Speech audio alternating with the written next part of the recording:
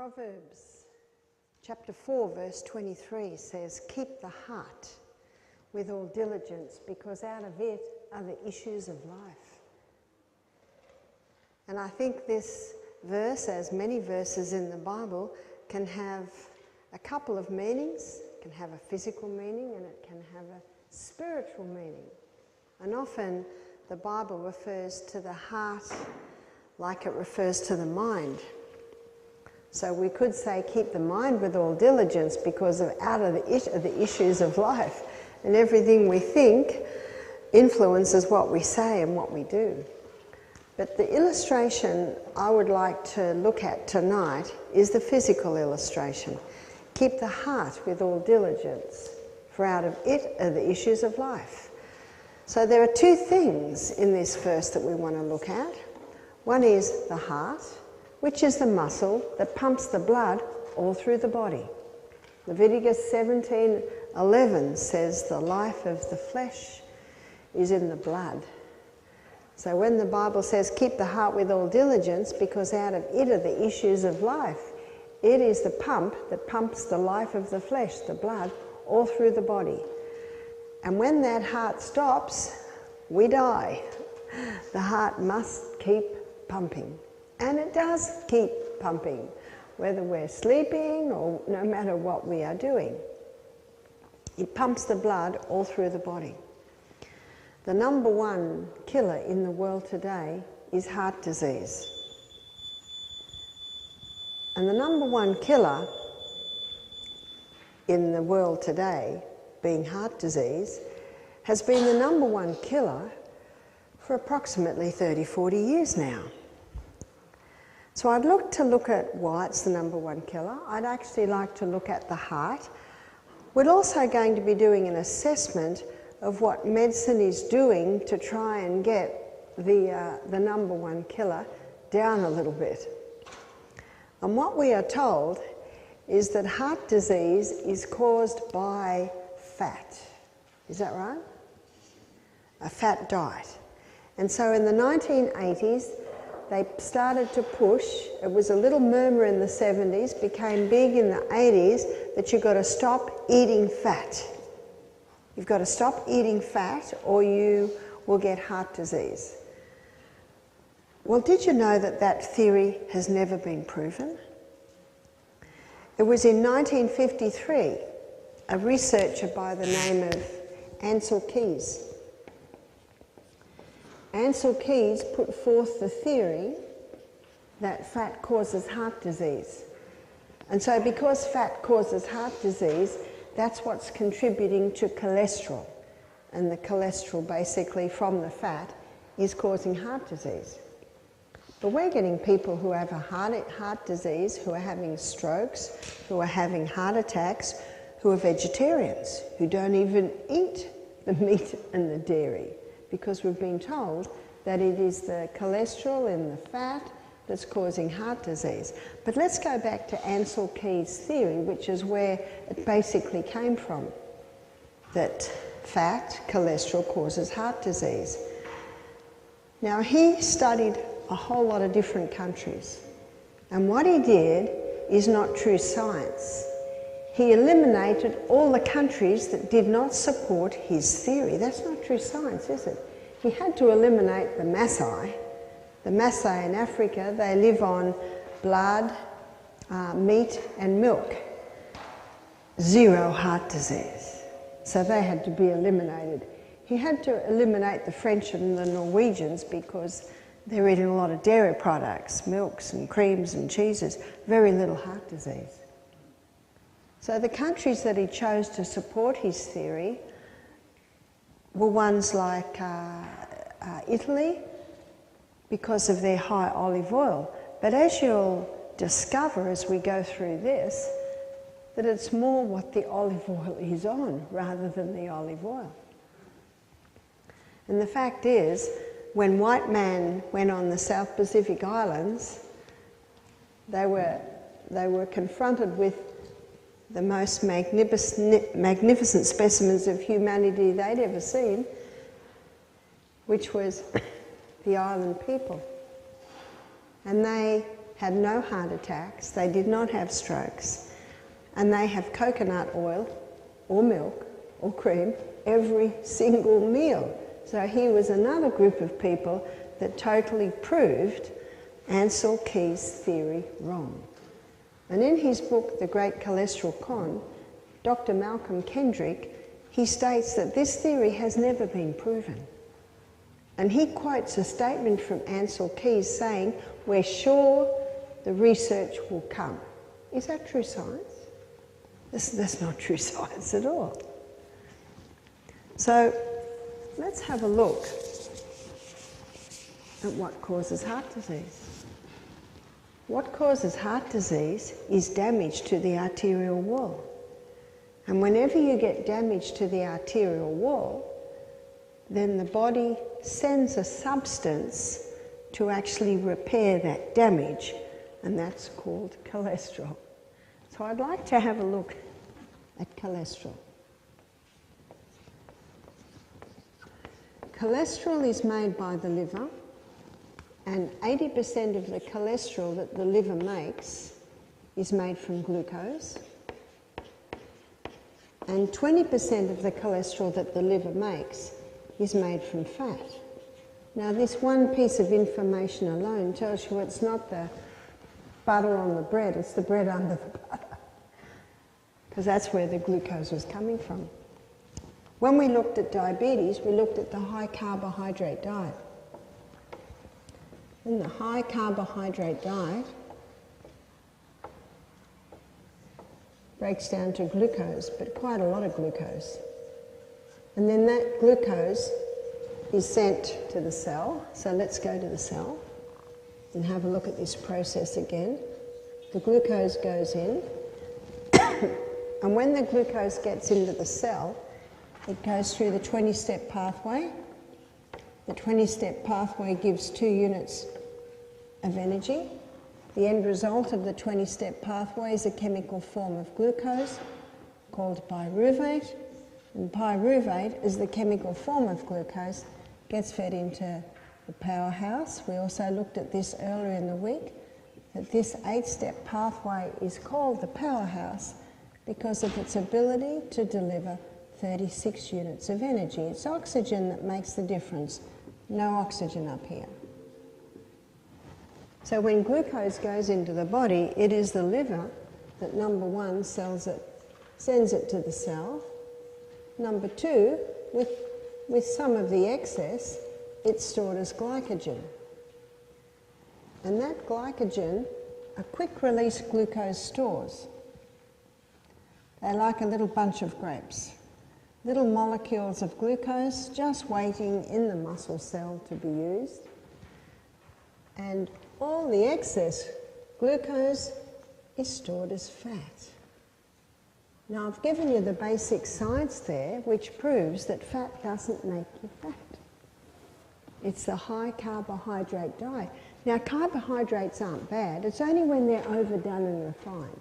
Like cereal and toast for breakfast, sandwiches for lunch, pasta for tea, just lots and lots and lots of carbs.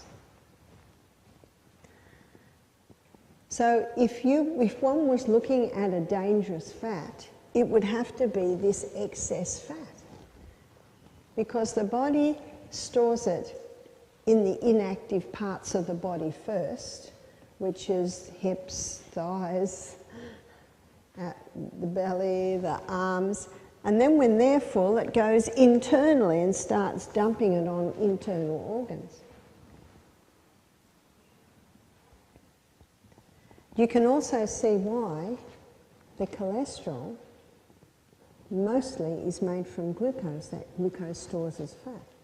And there are 2 main types of cholesterol made by the body. One is high-density lipoprotein, and it's called the good guy because it's the carrier. It carries excess excess cholesterol we're talking about. HDL, high-density lipoprotein, it carries excess cholesterol back to the liver. That's why it's called the good guy. Whereas low-density lipoprotein, it's called the bad guy. But please remember that the body doesn't make anything bad. Everything has a purpose.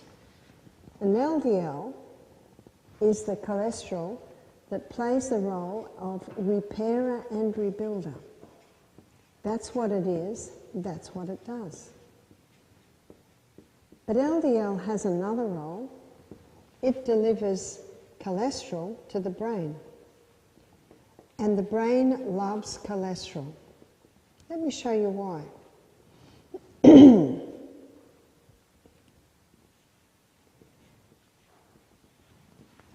Glucose burns at 4 calories per gram. And a calorie is a unit of energy. So that's what glucose burns at. Whereas fat, it burns at 9 calories per gram. And a calorie is a unit of energy. And our brain cells are consuming 15 times the glucose of any other cell. No wonder the brain cells love cholesterol. I had a midwife doing our program, and she was in her 70s, and she'd spent many years, she'd spent about 20 years doing midwifery in Africa. And she said the African babies they found were not developing properly. They weren't getting proper brain development with the babies. So they investigated, and they found that a lot of the mothers were giving powdered milk to their babies. Unfortunately, the baby milk formula companies have got into Africa and they're campaigning to get the babies onto the... In fact, I think it's quite criminal that they do that. And these are poor people, so to make the milk powder last, they would water it down. Now, the reason why the babies' brains weren't developing was their brain wasn't getting enough fat. Because the brain needs that fat. The membrane around every cell in the body is 50% fat, but the brain cell, the membrane around the brain cell is 70% fat. It's the fattiest organ in the body. And this explains why when someone's put on cholesterol-lowering medication, so the cholesterol-lowering medication are your statin drugs. Cholesterol-lowering medication can be Lipitor, Crestor. They're probably the two most common. And the side effects from that medication is muscle wasting, Alzheimer's, dementia, and memory loss. And they've added another one, and that is breast cancer. Because as we saw last night, our sex hormones are made from cholesterol. Did you notice that? In fact, I've got a book at home. It's called Lipitor, Thief of Memory, by a doctor. He's a physician, and he's also an astronaut. And every year he has a yearly checkup. I think he's late 40s when this happened. So he went and had his annual checkup, and the annual checkup showed that his cholesterol level was 220. And the doctor said, that's a little high. I'm going to put you on Lipitor to get that down a bit. 6 weeks later, his wife found him out in the garden. He didn't know who she was. He didn't know who he was. He didn't know where he was. So the only change in their life was this Lipitor. So he stopped the Lipitor, and within a week his mind became clear. A year later he went back for his yearly checkup, and his doctor said, this is still at 220. It's too high for my liking. Let's go back on the Lipitor. And the doctor physician said, no way, mate. He said, I nearly went mad on that. And his doctor said to him, this is very rare.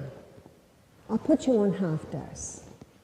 So he reluctantly agreed, because no one wants to die of a heart attack. And he was being told that at 220 he was a candidate for a heart attack. Let me tell you something. 40 years ago, 300 was perfectly normal. They've changed the figures. What's a person told now? They've got to be under 200, is that right? But it's not true. 40 years ago, 300 was normal. Have we changed? No. Has heart disease reduced since they've reduced the safe level? No. No, not at all. And so the Dr. Duane, his name is, he agreed to go back on the half dose. 6 weeks later, his wife found him in the garden, didn't know who she was, didn't know who he was, didn't know where he was. They stopped it immediately, because sometimes the person themselves, they don't realise what's happening. Sometimes a person observing can see it quicker. So he wrote his story and put it on a social media site. They picked it up and said, "This is an amazing story, can we put it out there?" He said, be my guest. Within hours, thousands of hits, the same thing happened to me. Because our brain needs that cholesterol. So what does the Lipitor, Crestor, statin drugs do? They inhibit the pathway in the liver that the liver uses to make cholesterol. That's how it works. Now, the same pathway that the liver uses to make cholesterol, it uses to make coenzyme Q10. And I think everyone's heard of coenzyme Q10. Coenzyme Q10 is a heart protective enzyme. And some people that have had heart disease, they'll go on coenzyme Q10. But there's actually no need, because our liver makes it. But if a person goes on cholesterol-lowering medication, it stops, the liver stops making coenzyme Q10, because it's the same pathway that the body uses to make cholesterol. So someone can go on cholesterol-lowering medication with the hope that it's going to reduce their risk of heart disease, and it can increase their risk, because they've now lost coenzyme Q10. That don't make any sense at all, does it? The Framingham Heart Study. The Framingham Heart Study was set up to prove that saturated fat and cholesterol cause heart disease. It's been going for over 30 years, 30,000 people. But it hasn't proven that cholesterol and saturated fat cause heart disease. But do you know what it has proved? People with high cholesterol levels don't get Alzheimer's. Do you need a moment's silence to digest that?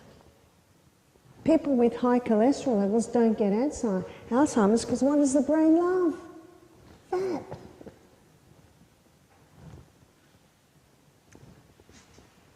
So let's continue on looking at how cholesterol works in the blood. So this is the blood vessel, and because of its low density, LDL is always on the edge. Because of its high density, you'll find HDL in the middle of the blood vessel. Dr. Natasha Campbell McBride, she's written a book called Put Your Heart in Your Mouth, and she looks at the causes and the cures of heart disease. And she shows that the cause of heart disease is damage to the arterial walls. And she spends the first 3 chapters looking at everything that can damage that arterial wall. So environmental poisons, and we are subject to so many. The environmental poisons can come in through, the chemicals can come in through our shampoos, our conditioners, our clothes, what we wash our clothes in. We're exposed to them in so many places, in the food that we eat. Please become labelled readers. A lot of people poison themselves with what they clean their bathrooms with, what they clean their laundry with. Many hidden dangers. These chemicals damage the little cells that line the blood vessels. They're called endothelial cells. They damage them. Many people are unaware of the danger. If you eat a potato that has not been grown organically, it will have glyphosate on it. It will have Roundup on it, because they use Roundup to kill the flowers of the potato so they can harvest it quicker. And you can't see that. Mercury in the mouth, mercury in fish can damage the arterial wall. A person lives in a mouldy house and they're breathing in the mould. The mould, if it gets into the blood, it can damage the arterial wall. Who's going to plug up the hole? LDL. That's its job. That's what it's there for. So it plugs up the holes. It's the repairer and the rebuilder. Got a few more down here. Now the person doesn't realise what's happening, and so it continues. The damage continues. Also, the fats that are dangerous here are your altered fats. There's your fried foods, your deep fried foods. Tomorrow night we're going to look at fats, and we're going to look which fats heal and which fats kill. But it's the altered fats that kill. We'll look at it in detail tomorrow night, and you'll see why. Also your margarines, they're your heated and your damaged fats. Every bottle of oil in a clear plastic bottle that's a polyunsaturated fat is a damaged oil because it's damaged by the very extraction process, and that can damage the arterial wall. Something else happens. There are little protein molecules all through the bloodstream. And when a person's on a high carbohydrate diet, which I described before, cereal and toast for breakfast, sandwiches for lunch, cookies, cakes, biscuits, pastas, pizzas, huge carbohydrate diet, which many Australians and Americans, no matter where I go, it's just fast food. People get hungry and they grab for it. The worst time to plan your meal is when you're hungry. Because when you're hungry, you want food and you want it now. That's why we should be planning the next meal at the meal we're eating now. So we don't grab that fast food. And the fast foods, they're all high carbohydrate foods. So when a high amount of sugar is going into the blood from these high carbohydrate, that excess sugar or glucose in the blood, it connects with the protein molecules and becomes sticky. And that sticks to the wall. Now let's say we've got a very narrow area here and we've got one of those combination of protein and glucose molecules getting sticky, and it dislodges and then it gets stuck there. If that's in your carotid artery, there's your stroke. If that's in the heart arteries, there's your heart attack. Those dislodged protein, glucose, sticky molecules, they're the ones that get stuck. But of course in a clear artery, that can't happen. It's called atherosclerosis, arteriosclerosis build-up, and it is true that that is the cause of heart disease because there's not much room for that blood to go through, and it's easy to get a blockage. But what we should be looking at, where's my why? The resident why. Why is the cholesterol there? The curse causeless shall not come, says Proverbs 26 verse 2. There is a reason. So what have they done to try and lower heart disease? They've lowered the guidelines. Instead of 300, it's 200 today. But I had a girl contact me recently. She said, Barbara, my doctor says that my cholesterol's too high. And at 33, she was asked to go on cholesterol-lowering medication. I said, what is it? She said, 190. I said, that is not high. So if someone says, mine's 250, I says, great, you won't get Alzheimer's. Now, the nutritionist that told me this, I met in Alabama a few years ago. She said, I'm a nutritionist, I'm 69, and I have the advantage of being schooled in university 40 years ago. And she said, 40 years ago, 300 was perfectly normal. In fact, the doctor didn't even blink at it if it was 300. And yet today, it's got to be under 200. So if your doctor says to you, well, your cholesterol levels are a bit high, they're 220. I want you to go on this medication. You know what you say? Thank you for your advice. And you walk out and you do what you think is best, according to the information I'm giving you tonight. When I was in a town in New Zealand, it was in 2019, I gave a presentation on heart health, similar to what I'm presenting tonight, telling the dangers of the cholesterol-lowering medication. 2 nights later, so this is Thursday night, a couple wanted to speak to me before the meetings. They were in their mid-70s, and the man spoke. The lady was quiet. He said, I have to tell you something. He said, my wife, we were about to put her in an aged care facility. He said, we didn't want to, but it was getting very difficult because she would leave the iron on and she would go wandering, and then we couldn't find her, and we just didn't know what to do. He said, we heard your presentation and we realised she's been on Lipitor for 10 years. He said, we went home, and that next morning, he said, I threw the Lipitor in the bin. He said, it's now 48 hours and we've got my wife back.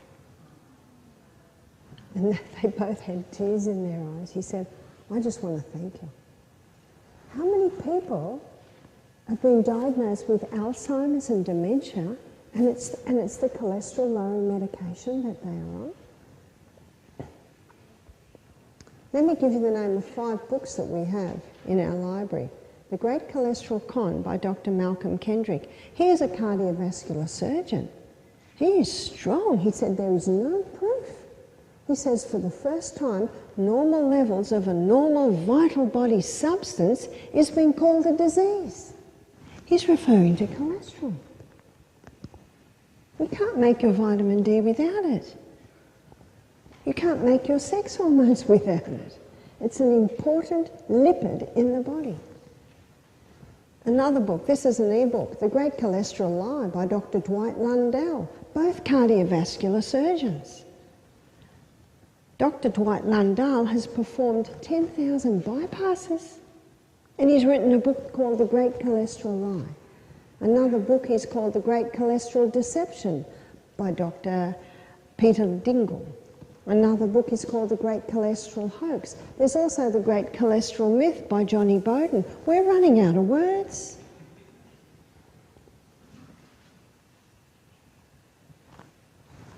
I like to use the BHSC method to determine truth on a subject. What's the BHSC method? Bible, history, science, and common sense. And once you've looked at Bible, history, science, and common sense, by the time you've got to common sense, your common sense looks at Bible, history, and science, and it can easily work it out. So when Captain Cook, the white men, landed on the South Pacific Islands, they said, stop eating the coconut, it's a saturated fat and it'll give you heart disease. Well, not when they first landed, but this is probably in the mid-1900s. So the white man brought a lot of reforms to them. So they listened to the white man, but they could have taught the white man how to eat. Yes, the white man brought a lot of reforms, but he also brought dangerous food. So they stopped the coconut and they started to eat 5 lethal whites. White rice, white flour, white sugar, white cow's milk, and refined sugar. There's the 5. Let's write the 5. I think I doubled up there somewhere. So the 5 lethal whites. Dairy, rice, the white rice, flour. That's the other one. The salt, the refined salt, and the sugar. They're the 5 lethal whites. And they are all white. The white man told them to stop the good white. And so they began eating the 5 lethal whites. And what's the size of the island people today? They're very big. Not because of the coconut oil. When they were eating the coconut oil, they were slim, strong, tall, agile. Now they're very big. And they're getting heart disease the same as the white man. They're getting strokes, they're getting diabetes, the same levels as the white man. So what's putting on the weight is this high carbohydrate food. When I'm in Fiji, they have hot bread shops that open till 11 o'clock at night. And when you walk past, yes, it does smell good. Hot bread smells good. And they're eating huge amounts of this bread. His name's Dr. William Davis. In his book, Wheat Belly, he shows that the hybridization of the wheat, getting that high starch structure, we looked at that last night with the diabetes, he said the body has to quickly store it in a form of visceral fat. I think every page he uses the term wheat belly.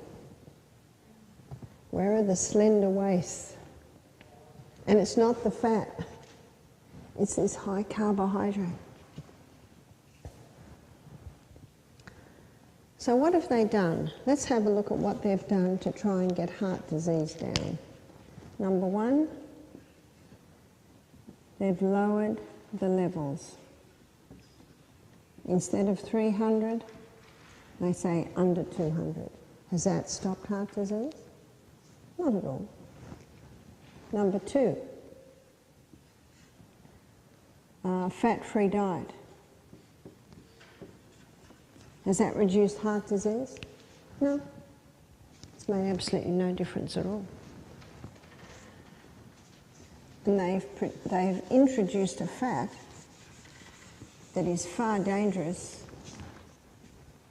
far more dangerous than butter, and that is margarine. Tomorrow night, when I look at the molecular structure of fats, you will see that margarine is a toxic fat. It's an altered fat, and it's very similar in molecular structure to plastic. There's only one margarine that is not altered, and that's Earth Balance. Earth Balance is made not by altering the structure of the oil, it's made by combining a saturated fat with a polyunsaturated fat. That's what makes it solid. So is Earth Balance okay? It would be if they didn't put canola oil in it, unfortunately. I think that if you like Earth Balance, it'd be good to be sending them emails and say, please make an Earth Balance that doesn't have canola oil in it. Canola oil is a genetically modified oil, and it's very high in a toxic fatty acid called uracic acid. So they genetically modified it to get the uracic acid levels down. That really hasn't helped. So what else have they done to try and reduce heart disease? We'll just call them the statin drugs. They're all the cholesterol-lowering medications. Has that helped? Not at all. But there's something else that's come up that is neck to neck with the number one killer in heart disease today, and that is cancer. And margarine is a toxic fat, damages the cells, and that can certainly contribute to cancer. And so the principles that they've implemented to reduce heart disease hasn't reduced heart disease at all. It's still the number one killer in the day. So I mentioned something else that we are told, if you have to have heart disease, you've got to stop salt. Is that right? In fact, some doctors will come on and say, if you want to stop heart disease, stop the salt and the fat. Is that right? Well, I trust that I've proven the truth on the fats. And tomorrow night we will discover fats that heal, fats that kill. But as I mentioned to you, the fats that are the killer fats are the altered fats. Fats that come from the hand of the Creator are not damaging at all. So there's your nuts and your seeds and your olives and olive oils and your coconut oils. They're not avocado, they're not damaging at all. So let's have a look at salt. So let's have a look at the highest concentration of sodium on the planet is seawater. Seawater contains 92 minerals. Of those 92 minerals, 30% is made of sodium, and 50% is made of chloride. And because of that, the first crystals formed when the water is evaporated is sodium chloride.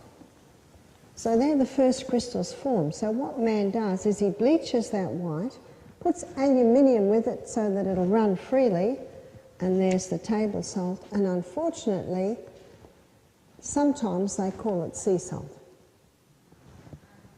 If it's white and running freely, I'm always concerned. So table salt has 2 minerals. Whereas Celtic salt, and this is the salt that I predominantly use, and it's hand-harvested salt from the Celtic Sea, it has 82 minerals. Where are the other 10? They're in such pico proportions, barely measurable, that it's inevitable that some are lost in the evaporation process. What about Himalayan salt? Himalayan salt is similar, but it has 75 minerals. So it's fairly close. But you will notice that Celtic salt is a very wet salt. And that's because Celtic salt has 3 magnesiums. It has magnesium chloride, magnesium sulfate, and magnesium bromide.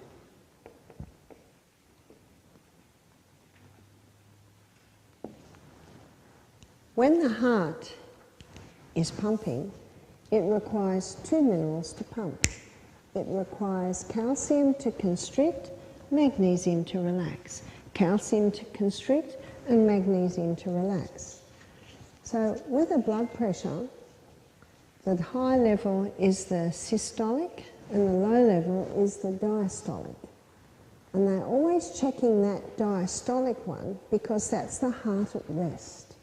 So when it's high, that's an indication that there's too much pressure in the heart. So what they like is for you to be under 90. But if a person is above 90, they get a little bit concerned and want that person to go on blood pressure medication. Whereas magnesium, because magnesium is a muscle relaxant, increasing magnesium can relax the heart at rest and get that bottom level down a little bit. And that's why the Celtic salt is an important salt in blood pressure. And yet, when someone's got high blood pressure, what are they told? Stop the salt. Let me show you why. And we're going to have a closer look at the cell.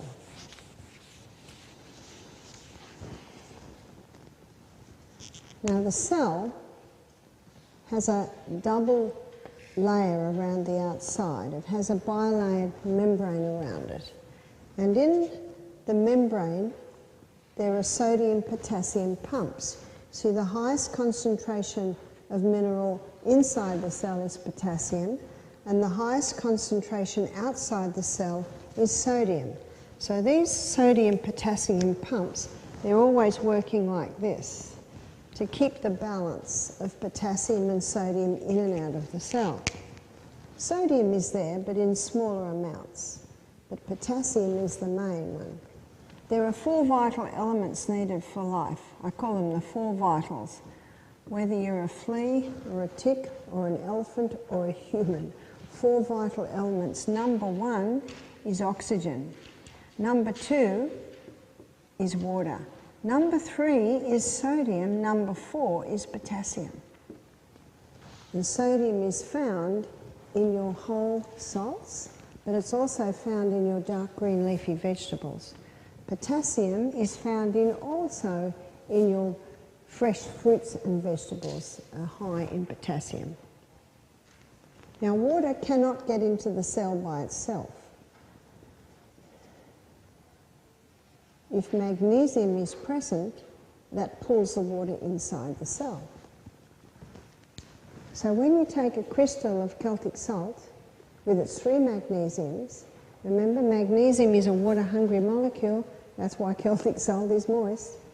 when you put a little crystal of Celtic salt on your tongue, give it a little chew, and then drink your water, the mucous membranes absorb the minerals, absorb the magnesium. It's taken to the membrane wall, and then when you have your water, it pulls the water into the cell. It's the quickest way to hydrate a body. The only time a person can drink too much water is if they're drinking copious amounts of water without also getting the minerals. I don't suggest you put the Celtic salt in the water. Because of the 3 magnesiums, it'll just dissolve into the water. I believe God meant us to drink pure water. So it's just putting that little crystal in the mouth, giving it a little chew before you have your water. In the membrane around the cell, there is a little motor. And when the water is pulled into the cell under the action of magnesium, that little motor begins to spin. And the spinning of that little motor gives us a unit of energy. So if you're feeling tired mid-morning, mid-afternoon, have a little bit of salt, a glass of water, go and breathe very deeply outside, and you'll find a bit of energy come.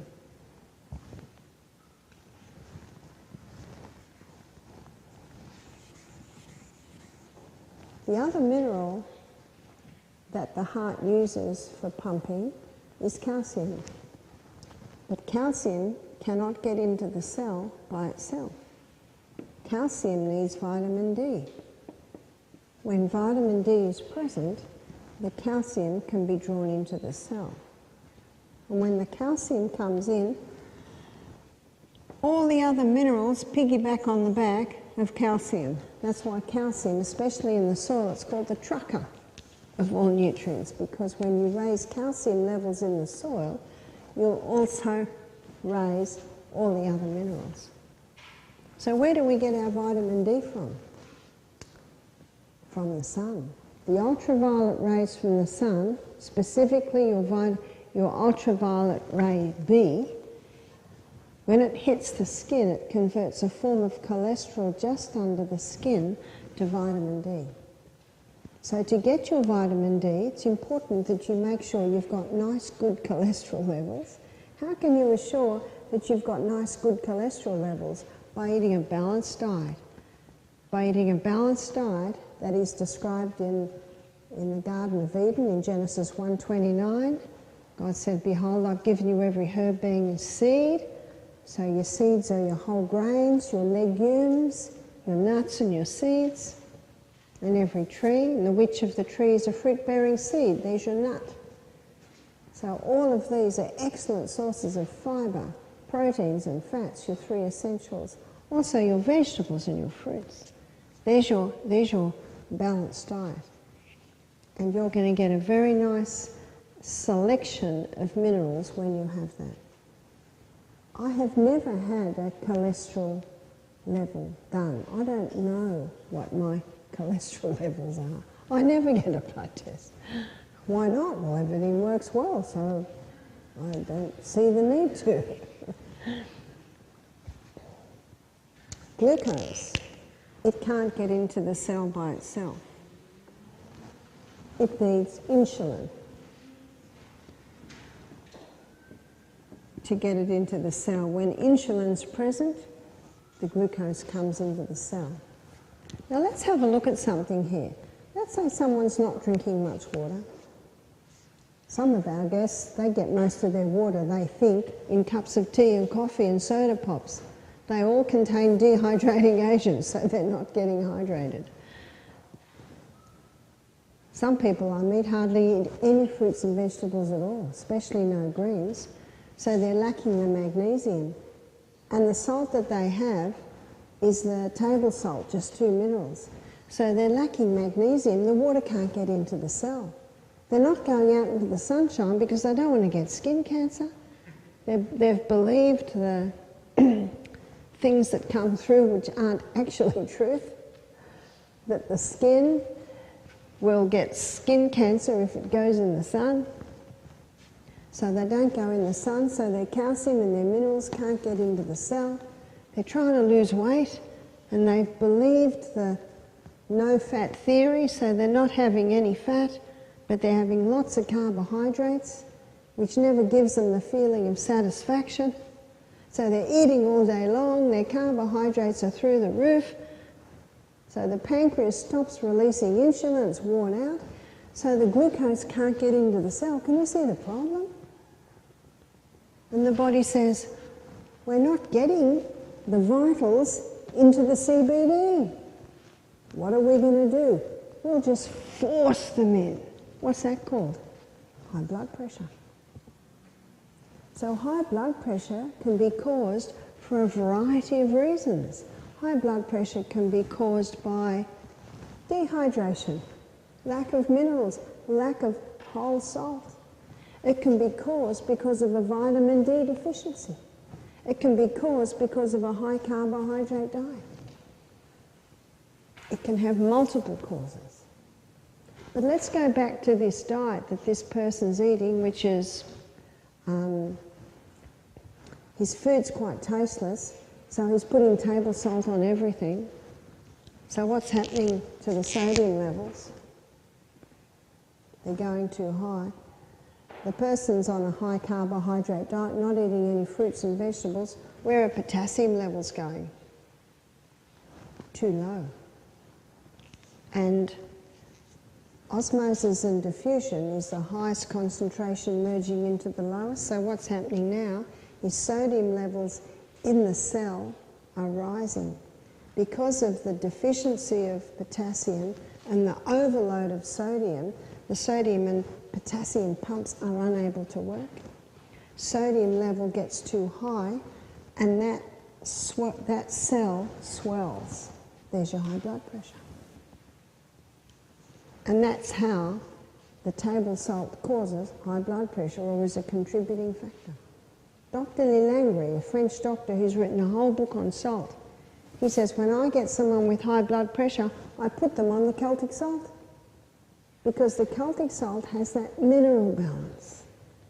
Our bones are made out of that mineral balance. All the tissues in the body have that same mineral balance. Seawater is called an isotonic solution because it has the exact same mineral balance and proportion as is found in the blood in body fluids. And in the war, in the Navy, they would transfuse with seawater if they didn't have enough blood for a blood transfusion. Because very quickly the body converts the seawater into blood because it's almost the exact same mineral balance and proportion. Interesting. In the Bible, in Matthew chapter 5, verse 13, it says, "Ye are the salt of the earth. If the salt has lost its savour, wherewith shall it be salted? It is henceforth good for nothing but to be cast out and trodden under foot of men." I love the Old English. How does the salt lose its savour? I'd like to suggest that table salt, with its two minerals, has lost its savour. It's lost all the other minerals. What does the Bible say? It's now good for nothing but to be cast out and trodden under foot of men. And when I was in Minneapolis in the winter, I saw them throwing salt on the road. And that's when I discovered that they put the salt on the road to melt the ice. And I thought of this verse. So table salt is now good for nothing but to be thrown on the road to melt the ice. Yeah? But it is not good for the human body because table salt only has two minerals. It's an imbalanced salt. We need to be having the whole salt. Now, if you're used to no salt or very low salt, please start small. Start with the little crystal, maybe the size of, not about half a sesame size. I have a lot more than that, but then I'm very much used to salt. And I ask you, what is avocado and tomato on some sourdough toast without avocado? I remember one day my husband, because he loves red lentils on avocado and sourdough toast for breakfast. It's a very nice mix. And I think the red lentil mix is in the back of my book. And he started to eat one day and he went, "Oh dear." I said, "What's the matter?" He said, No salt. It's not very nice, is it? I got a phone call in the middle of breakfast that also always interrupts with the levels of what I'm putting in. And then another day he went, oh dear. I said, what's the matter? He said, too much salt. Oops, maybe I got confused and put too much salt in. Add more avocado to your sandwich. Too much is not nice, and no salt is not nice. God gave us taste buds for a reason. Food should taste fantastic, and it needs the salt. The Celtic salt and the Himalayan salt are delicious salts, and they bring the flavour out in the food. So it's nothing to be afraid of, and if you overdo it, your food's just not going to taste very nice at all, is it? So our palate tells us about how much. Dr. Robert Johnson, in his book The Calcium Lie, he says that little crystal of Celtic salt, just before every glass of water, all it's doing is replacing the minerals you lost yesterday. And we place them, we lose them when we sweat, when we urinate, when we go to the bathroom. We're constantly losing them, and so those minerals must be replaced. Some say, but doesn't food have enough? Not quite. Now, my husband loves potatoes. Potatoes are not nice unless they've got some salt on them. But it's that whole salt that makes all the difference. So let's have a look at some of the things that we are told causes heart disease. And my aim is to lay a foundation for you so that you know why salt is all right, that you know why fat is all right. And so the number one thing when you're wanting to conquer heart disease is there are some things that shouldn't go into the human body. No chemicals. So as much as possible, keep the chemicals out of your home. You have no say over the neighbour, but you have total say over your home. So clean your bathroom with white vinegar. Clean your bathroom with sodium bicarbonate powder. And if you've got an area that's particularly stubborn, put a little pile of sodium bicarbonate and pour the vinegar on it, and you'll get a nice little reaction, and get the scrubbing brush into that and scrub with that. And your white vinegar and your sodium bicarb both kill mould. Never put bleach on mould. You'll create one of the most toxic mixes on the planet.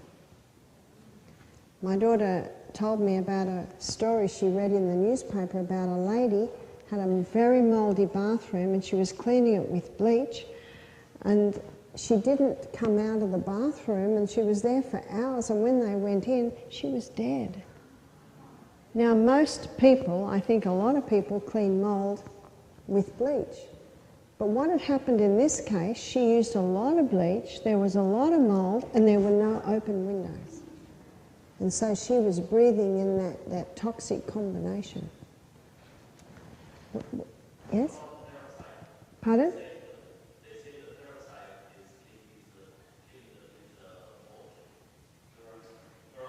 Peroxide. Yes, it can, but white vinegar is cheaper. What bleach does is it kills mould and feeds fungus. And if you remember the first night when we looked at the cause of disease and we looked at the cycle of life, there's bacteria, yeast, fungus, virus, then mould, back to dust. So bleach kills the mould, but it feeds the fungus, and the fungus is the stage before the next crop of mould. So you're actually feeding the next crop of mould. So how can you kill mould? White vinegar. White vinegar will kill it. I was reading of the experience of a man who was in one of the high-rises in the Bronx that had water damage, and this whole wall was mouldy. So he got the team to clean one side with bleach and the other side with white vinegar, And when the white vinegar had cleaned the mould, then he got them to wipe over the whole mouldy wall with clove oil, clove essential oil, on a cloth. They shut up the flat. They came back 2 weeks later.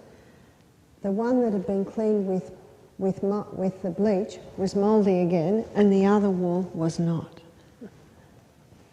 So there's much you can do to conquer that, but if there is mould in the house, you've really got to get the plumber in or the builder in. You've got to find out why it's there, because there should be no mould in your house. That's why the windows should be open, and I love houses that get the sun in there. What does sun do to mould? Just wipes it out. That's why the second law of health is sunshine. So no chemicals, and there's no need to use chemicals when you realise you can use the sodium bicarbonates, the vinegars, the essential oils. Essential oils are very expensive because you only need 1 or 2 drops. That's all you need. They're very, very strong. So no chemicals and no refined salt. I carry my Celtic salt with me in my bag. So if I've got to eat out, I'll even use my own salt to put on the food. No refined salt at all, and no altered fats.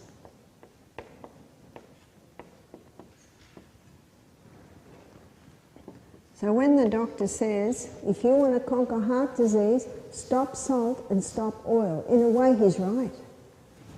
No refined salt and no altered fats. They're the fats that have been damaged by heat. Heat damages fats. And it's the damaged fats that can damage the arterial wall, demanding the body to send the cholesterol to start repairing that damage. So number one, we've got to stop the damage. And that's what this is doing. It's stopping the damage. Also, no refined sugar. Remember that refined sugar? So we're going to say not only refined sugar, but also refined carbohydrates.